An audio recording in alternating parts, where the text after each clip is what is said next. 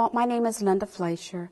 I've been a member of Salem, I guess, since the late 1970s. My parents joined Salem. I was raised in Catonsville, but we went to another Lutheran church. And my parents, my little sister, I have a sister who's much younger than I am, and my parents wanted her to be involved in a youth group and be confirmed in a church where there was a lot of young people. So my parents started coming to Salem, and then I started coming to Salem also. And then my husband and I were married here in 1985. At that point, we had both been married before, so we had a blended family with 6 children between us, so we started coming to Salem with 6 kids. We took a whole pew up when we came here, but then one by one our children were confirmed here. Several of our children then were married here, and I look at this as my home church. My parents eventually both passed away, and their funerals were held here, so I feel very connected to church. I think it's very warm, it's very caring.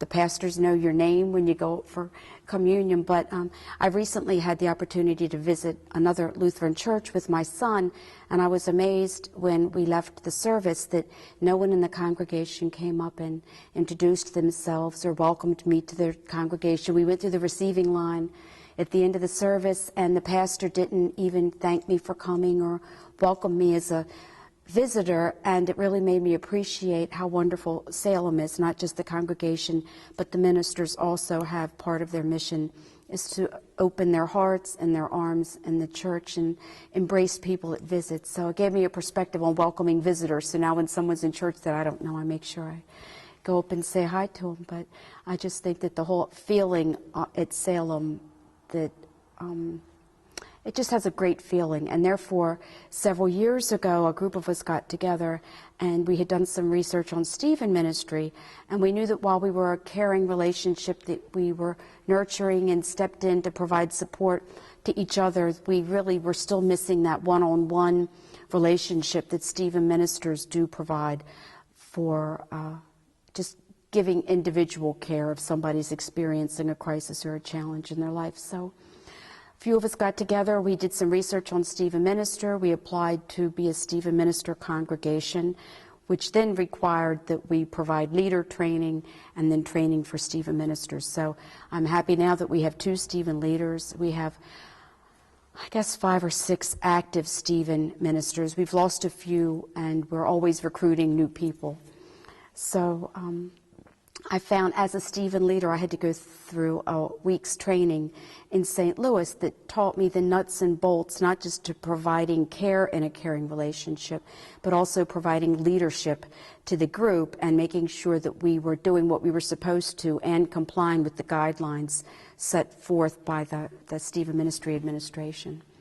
So I've never really been in a one-on-one caring relationship. As the leader, I stepped in right away and started doing the kind of managerial things. I think I kind of provide the support for the other Stephen ministers, because if anybody's having a problem or within the group are feeling that they're struggling with a relationship that they're having with a care receiver, I'm the one that steps in and meets one-on-one. So it's just the experience and the opportunity of being involved in Stephen Ministry, I think, has made me look at myself differently, look at my relationships differently, and realize that people don't have to, my philosophy is that people that are suffering don't need to be in pain alone, that Stephen Ministers provide that spiritual companionship to just be reflective listeners, to be non-judgmental, and to provide support and walk alongside somebody to help them get through whatever crisis they're experiencing.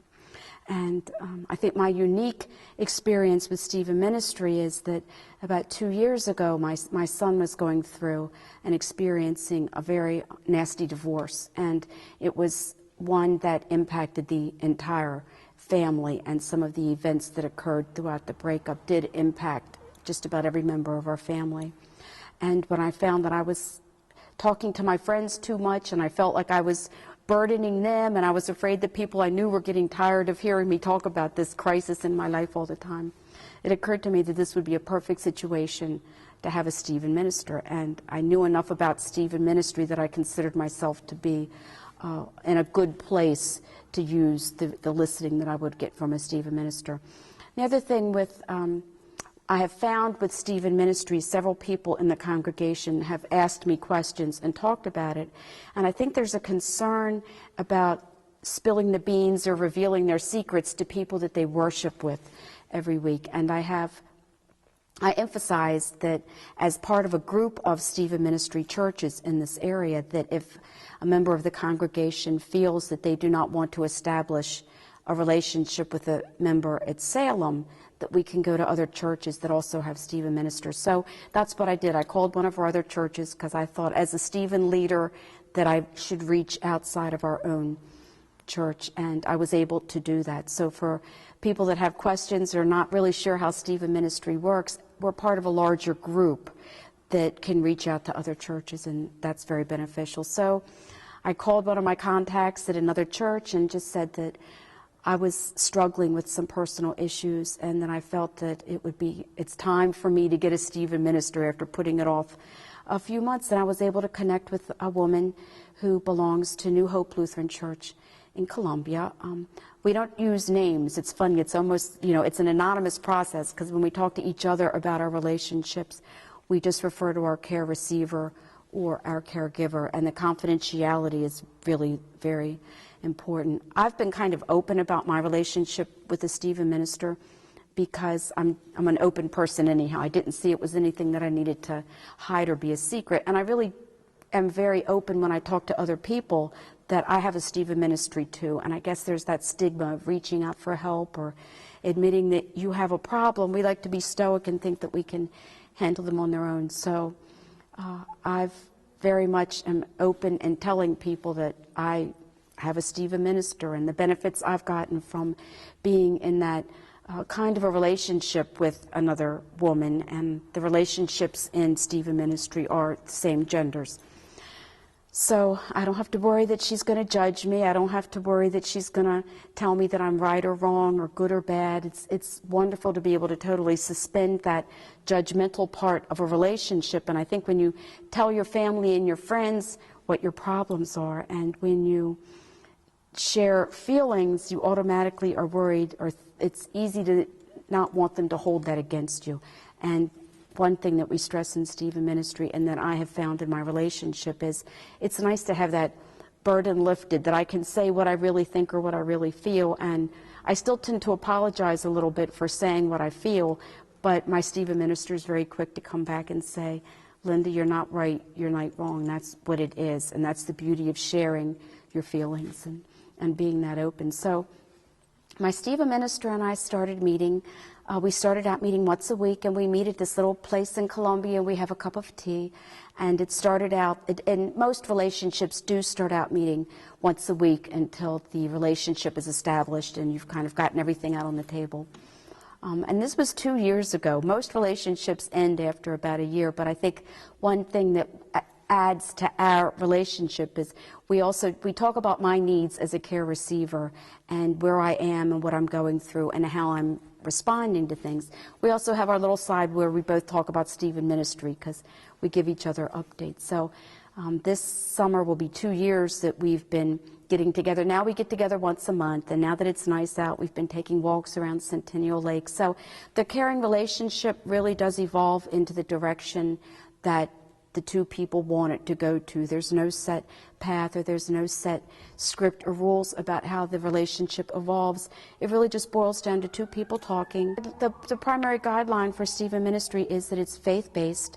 It's very much Christian caregiving. Our pastors are very supportive. I know when I first went, my family crisis was one that I was very upset, and I came and I talked to Pastor Dave, and he kind of walked my husband and I through the immediate crisis that was impacting us. And it was wonderful to be able to turn to my pastor and get pastoral support from him. So Stephen ministers do not replace the support and care that you get from the pastor, but I found that what I needed, I felt like it would be burdening the pastor to keep coming back and talking to him. So I was able to spend my initial time with Pastor Dave talking about what I was feeling, and then merged over to my Stephen minister that walked with me then through the rest of the journey. And now things are very well. My son's been divorced for, I guess, about a year now. He has 2 children, but he's done a wonderful job of picking up the pieces of his life, and it's helped the rest of the family heal also. So for me, at the time of crisis where I needed a Stephen minister, it was wonderful to have that resource. One thing that the Stephen minister training has done, and also my experience on the other end, is you never know what another person feels or what their needs are going to be. And it's better to ask too many times than not enough. What can I do to help you? I'm here if you need me. And just being that open and persistent has paid off, because I have had people come back to me and thank me for that they've received. Some of them have and have not received Stephen ministers, but I have a couple people that I send cards to every so often and tell them I'm thinking about them and praying for them and hoping that things are going well. And if they can handle their challenges on their own, that's wonderful. But there's always somebody here to walk with them so they don't have to be alone. I just would hope that people would, nobody's perfect. We all have challenges, and there's things that we all go through. And some people are wonderful. I mean, some people are lucky enough to have support groups where they have friends and they have family or relatives or coworkers that they get enough support in their life that they really don't need a Stephen minister. But the thing that Stephen ministers focus on is a non-judgmental piece that says, we're going to support you, we're going to be with you, you're not right, you're not wrong, feelings aren't right, and feelings aren't wrong, feelings are feelings, and you should be able to talk about them without fear that somebody's going to think that you're a horrible person or hold a grudge. The only thing we've really allow for is safety issues. If somebody would share with us something that would be a safety issue to them or somebody else, of course we would have to act on that. But for the most part, just to provide a caring, again, the term spiritual companion is my favorite way to look at it.